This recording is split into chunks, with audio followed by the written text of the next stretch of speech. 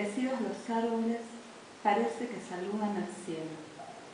Los álamos plateados, como plumas o penes, oscilan excitados por el viento.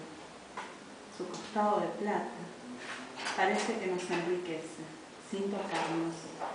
¿Cómo podría si llega tan alto, tan alocado? El sauce, sin embargo, con su llanto, alarga sus guirnaldas, cabellera enrulada, llega al suelo, y es el que nos abraza, nos acaricia. Su enredo de amor no miente, nos toca de verdad, toca la tierra. Toca la tierra y tocó mi cuerpo, con su aleteo.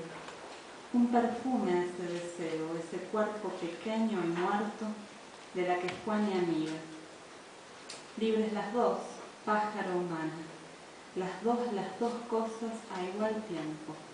Al tocarnos, nos tocó también la muerte, como un presentimiento, algo a lo que nadie otorga crédito, y es un dolor que se detiene, atrapado en la máquina, de lo que hay que hacer funcionar y no digiere, que la ausencia tiene plumaje, no lo procesa.